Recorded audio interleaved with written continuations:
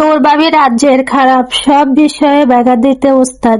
আমার ছেলেটাকে বুঝিয়ে সুঝিয়ে রাজি করেছি, এখন সে নেকা কান্না কেঁদে সব গন্ডগোল করতে চাইছে। হয়তো ভাবি আসলেই খারাপ ছিল, হয়তো মা সঠিক, তবে আসল খারাপ কাকে বলে তা বুঝলাম মেজো ভাইয়া বিয়ের পর।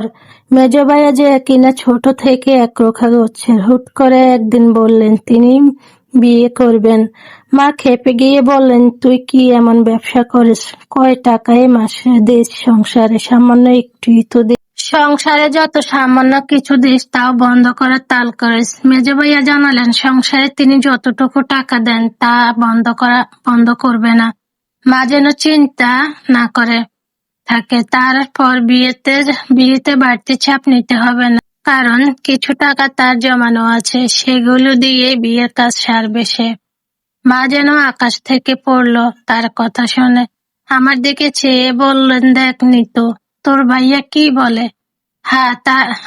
তারে তোর জমানো টাকা আছে আলাদা করে, অভাবের সংসার, কত টাকা বেশি দিলে দিস না, কিন্তু টাকা ঠিকই জমাতে পারছি।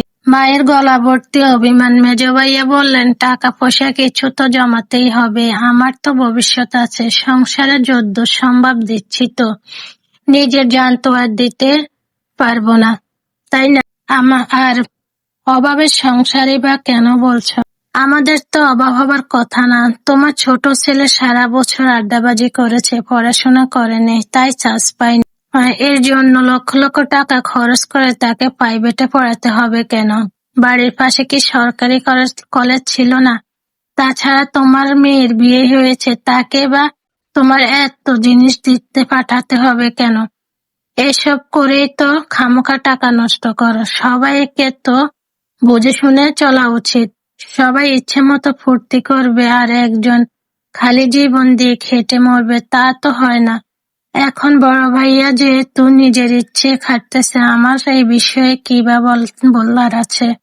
তবে আমি ওভাবে পারবো না। তা পারবি কেন? তোর তো ওর নখের যোগ্যতাও নেই, তুই হলি স্বার্থপর। মেজো ভাইয়া কোনো তর্কে আর জড়ালো না। পরের দিন মা কান্নাকাটি থামিয়ে শেষে পাত্রী খোঁজার সিদ্ধান্ত নিলেন। তবে মেজো ভাইয়া জানালেন, পাত্রী তার পছন্দ করা আছে, মাকে আর কষ্ট করতে হবে না। সে ছবি দেখালেন। মা আর এই উদ্ধফনা আচরণ সইতে পারলেন না, খুব হইচই করলেন। শেষে বিদেশে বড় ভাইয়াকে ফোন করে বিচার দিলেন। তিনি মায়ের মুখে এসব শুনে মেজো ভাইয়াকে বোঝালেন খুব করে, যদিও সে ছেলে কারো কথা শোনার মানুষে না। নিজের পছন্দের মেয়েকে শেষ অবধি বিয়ে করেই ছাড়লো। মেজো ভাবির নাম ছিল জারিয়া।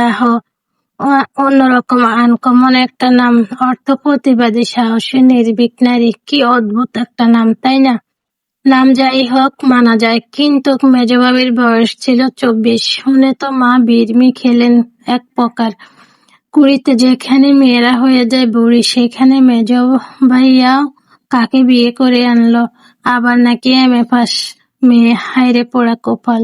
তার উপর মেজো ভাবির গায়ের রং একটু চাপা আর কি, বড় ভাবির মতো এত বেশি ফর্সা না।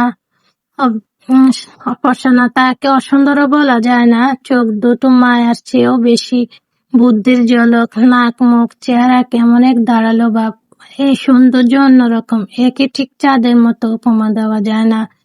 এ যেন সূর্যের মতো তেজি সৌন্দর্য। মেজো ভাবি যাবে এই বাড়িতে প্রথম এলো বাড়িতে, তখন সেই পূর্বের মতো মাতাবল। মা চেঁচামেচি করে বিলাপ করছেন, কাঁদতে কাঁদতে বলছেন, এই ডানে নিশ্চয় জাদুটোনা করে আমার ভোলাবালা ছেলেটার মাথা খেয়েছেন, নইলে আমার ছেলে এই মেয়েকে কি দেখে ভালোবাসবে? মায়ের আজাহারি কালো কফে দেখে মেজো ভাবি আর দাঁড়ালেন না, উঠানে সোজা ঘরে ঢুকে গেলেন, কোনো বরণ টরণ ছাড়াই।